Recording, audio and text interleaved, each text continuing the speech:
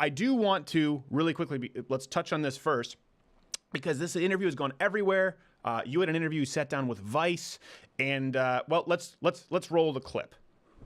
Do you think men and women can work in the workplace together? I don't know. Without sexual harassment? We'll see. We'll see. How many years will it take for men and women working in the workplace together? More than 40. To get a sense.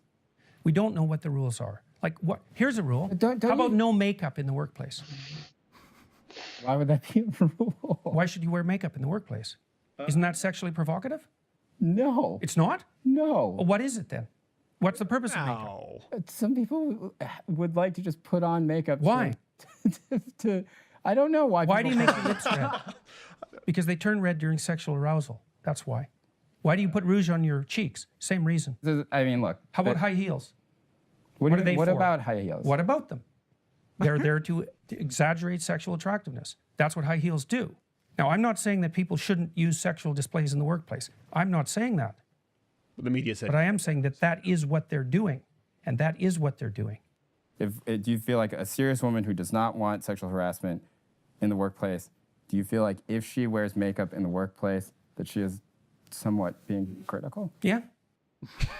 Now, I love the reason I wanted to show the context is because you this is not what I'm saying. And of course, as you know, the media went on to say that's what you were saying. I even saw some. Yeah, well, it's not. The thing is, you don't get to think. That's part of the problem, and that's part of the problem with restrictions on free speech. Is like thinking requires the contemplation of uncomfortable ideas. That is what thinking is. Right. And so I was putting forward a thought. It's like, what are the rules? Like, and the reason that I was doing that, well, he was a remarkably annoying interviewer. I was going to say, he didn't seem exactly like someone you'd enjoy spending a ton of time with. Well, he was, yes, yes, I would say that's the case. Have you talked with him since at all? No. Good. And so I was a bit more short-tempered than maybe would have been optimal. But I disagree. No, I disagree, if I may express this, because I heard Joe Rogan say that. I think you've earned the right to be when someone is being that silly, that confrontational, and that incapable of answering questions. You ask He puts his rouge on for him. Yes, he puts his rouge on for him, damn it. I think, I don't think so. Because I've seen both sides of you. I know you don't enter into a conversation looking for that. It's kind of like the one Change My Mind video that I did recently where a guy just came in and started screaming, why don't we teach men not to rape? And I said, yes, who are you arguing with? I would say don't be hard on yourself. I know some people have criticized you. I think you've earned the right to be. That guy was a little bit dickish, but continue. Well, I've thought a lot about workplace behavior. And I mean, there is a reason that men wear suits. Yeah. They wear suits so they all look the same, basically. It's an indication that they're all playing the same game. And we don't know what the rules are governing behavior in the workplace, and sexual behavior, say. Like, it isn't my feeling that NBC is correct when they've decided to ask their employees to report on one another if there are office romances. I actually think that's a bad idea. And I would like to think that we could be mature enough so that perhaps women could wear makeup to work and, men could wear suits that exaggerated their shoulders a bit and trimmed themselves at the hip, Yeah. Maybe that would be okay.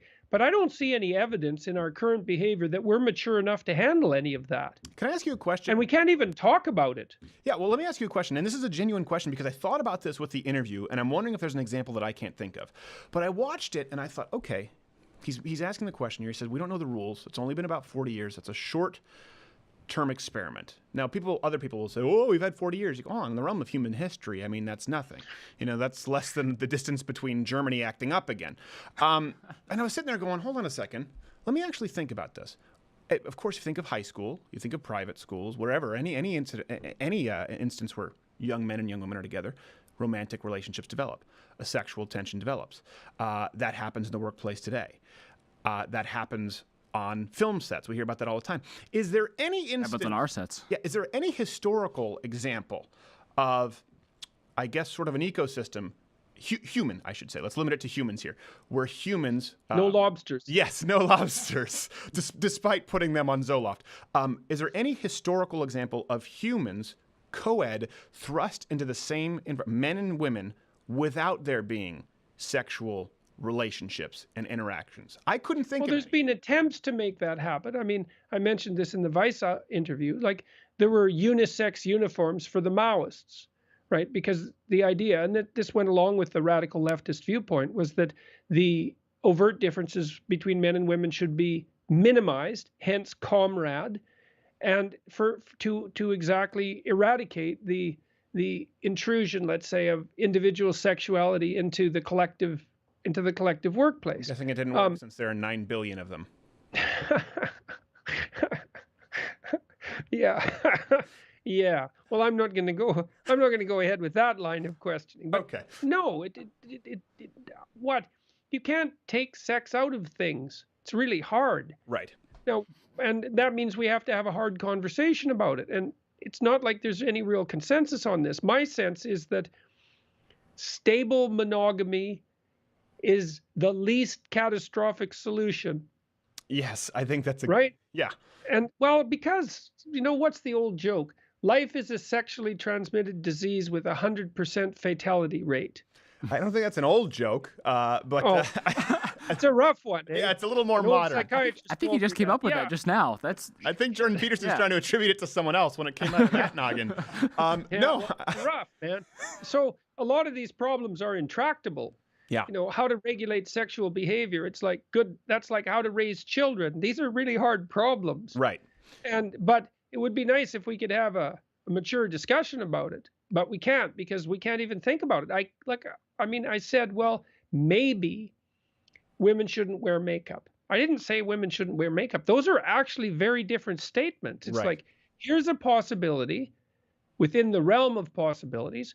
We could discuss it in the abstract and see what we conclude. Oh no, we can't do that because that's just too close to reality. Actually, I would say one thing.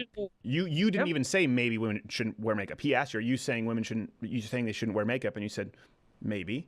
You answered maybe. You didn't answer in a definitive yes or no because you wanted to explore the thought process. It wasn't even necessarily something that you brought forward as a solution. So I think that's even more important because he was asking a question that he didn't know the answer to, and effectively you were saying you didn't know the answer to. What's wrong with that? You trip over unconscious taboos. Right. And sometimes conscious taboos.